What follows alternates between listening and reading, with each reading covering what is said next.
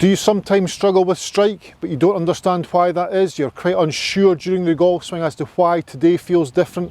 Well, there's a way to neutralise your swing and just take it back to where it should be. Just regain composure, and today's double tip drill is going to show you how to do that.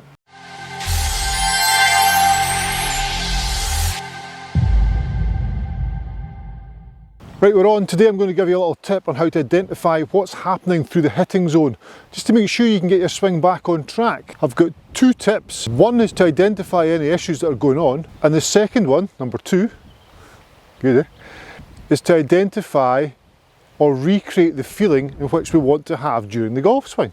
So it's a double whammy today. It's a two-tip drill. Nice, eh?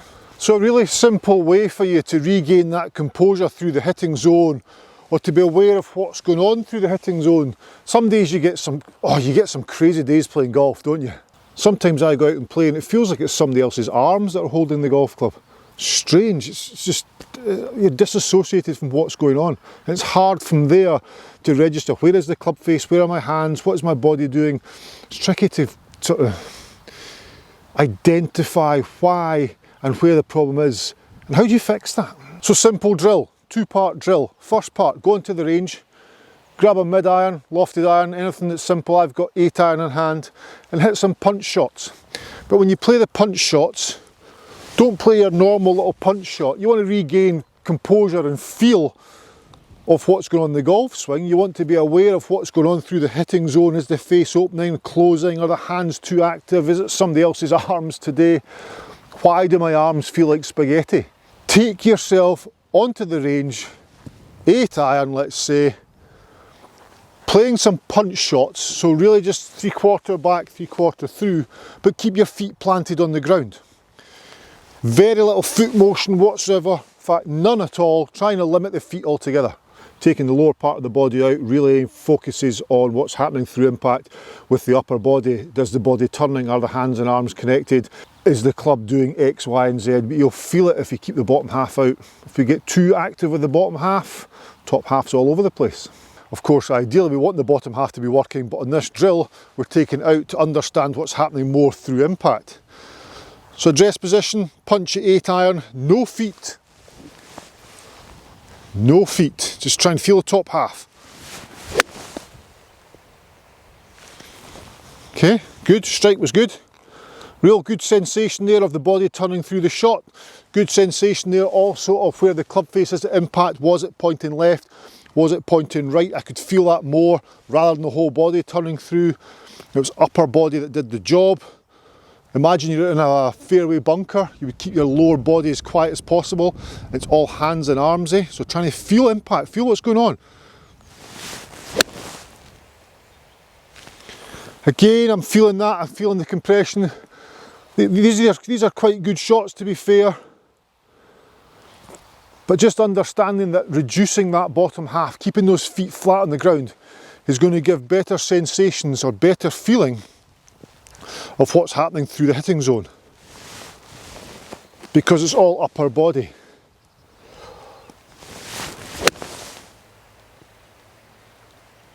Okay, good. You'll certainly feel any discrepancy there or any inconsistencies there. Once we take the bottom half out, you'll really feel if the face is open, face is closed, if the body's turning, not turning, are the arms in front of the chest, all these things you'll certainly be identifying that, no problem at all with that grounded or level or static bottom half. Don't know why I'm doing that with my hand. Second part. Now this is a bit more tricky, but we've identified now, we can identify if there is an issue, and B, we can identify if there's a tempo issue from what we've just done by keeping the feet flat on the ground. Because when your feet are flat on the ground and static, then we can't swing too hard and fast at it. We have to make sure there's some form of rhythm, and that rhythm is then introduced by doing that drill. So now we want to create a little bit of lag and get the proper golf swing feeling from what we've just done. So feet were flat on the ground, created some rhythm, because we can't overswing, we can't swing too fast, we can't go too far back, we can't go too far through because feet are rooted to the ground. Now we want to get up here and create a little bit of lag at the top. So we want to get the golf swing to work as it should work, but we're going to keep the feet flat on the ground to begin with. How do we do this? I call this the Colin Montgomery drill. It's not the Colin Montgomery drill, but I'm sure this is what Monty feels. If you picture Monty's swing, he'd take the hands away a little bit first, the hands would go, and then up to here. So when they got to the top, because he's dragged the hands first, when he got to the top there, the hands would then move before the club head, creating lag, or creating that angle between left arm and club shaft, and then from there the body turns through. So it's getting that flow, that transition at the top that's so important. That little transition at the top, or that Monty feel if you like, will encourage the bottom half or the body to move before the hands and arms in the downswing. So we'll get to the top, then the transition will happen. Because we've done this Monty motion, we'll create a little bit of lag, don't really like that term. We'll create that lag that everyone calls it, and we'll stress the shaft a little bit more to create the strike and the swing that we're after. So yes, we can drag the club back to create that. Can you see that? Can you see I get to there? That's happening because I've pulled the hands first. Now that of course is an exaggerated motion. Easiest way to do it though is to start off with the ball, club head, tee this up. I wouldn't normally hit balls doing this, I would just do the drill to feel it. So let's do it without hitting the golf ball first. Take my dress position with where the ball would be. Bring the club a yard further forward and inside, so it's continued around the arc. So let's say we're this ball. We would come further forward and you can see the club's inside, it's not in line with, it's not outside, it's just continued around the arc.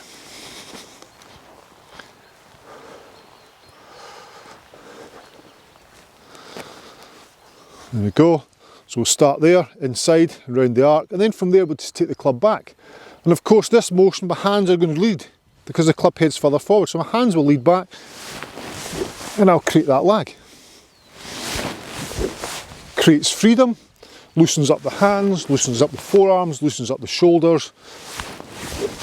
And then from here to there you can hit golf balls. You'll notice, yes, I am using my feet here because I'm now creating the full swing. There we go, so I'm there, starting here, dragging back. Good strike, good rhythm, good shot. Club's a yard ahead of the golf ball at address. Tees up. So I've got the rhythm from the first drill because I took the bottom half out, so I was able to identify is face open, is face closed, am I having any sort of issues at impact, yes or no, can iron that out. Then I create the rhythm and the flow and the lag from starting here, up, hit ball, here, up, hit ball, same again, here, up, hit ball. These are all good strikes. Go, up, hit ball, there, up, hit ball. I'm feeling this motion, I'm feeling the flow, I'm feeling the looseness in the grip, I'm feeling nice relaxed shoulders, starting there. Superb, so you'll notice that one was straight off the ground, that was really good. So guys, there you are, a two-part drill to understand what's happening through the impact zone, just ensuring that you've got the club, the face, the body, the rotation, the rhythm, everything all working for your impact. Then you create the Monty drill. It's not really the Monty drill. I wonder if Monty ever gets to see this. Then you create that drill which releases everything. Relaxes the wrists, relaxes the hands, fingers, forearms, shoulders, torso. Creates the lag, or let's just call it lag.